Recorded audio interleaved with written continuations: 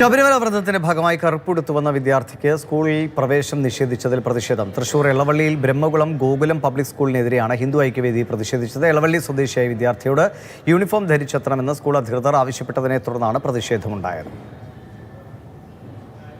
MS ലിഷോയുണ്ട്. Lishoy, പിന്നീട് പരിഹരിച്ചോ? എന്താണ് സംഭവിച്ചത്? ഇതുവരെയ്ക്ക് പരിഹാരമായിട്ടില്ല.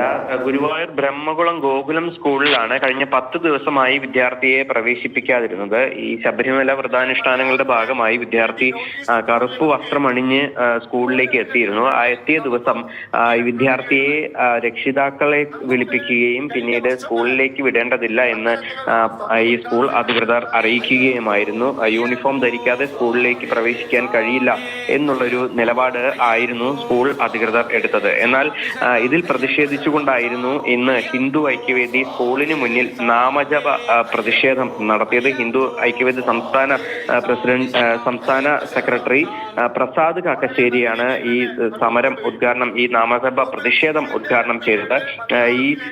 ഈ സ്കൂളിലെ ഈ കുട്ടിക്ക് മാത്രമല്ല, നിരവധി കുട്ടികൾക്ക് സമാനമായ അനുഭവം ഉണ്ട് എന്നുള്ളതാണ് ഈ പ്രതിഷേധത്തിന്റെ ഭാഗമായി ഹിന്ദു ഐക്യവേദി നേതാക്കൾ വ്യക്തമാക്കിയത്.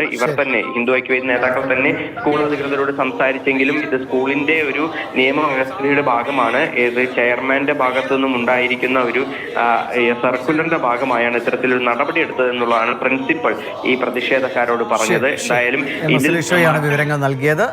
ബ്രഹ്മകുളം ഗോകുലം പബ്ലിക് സ്കൂളിനെതിരെയാണ്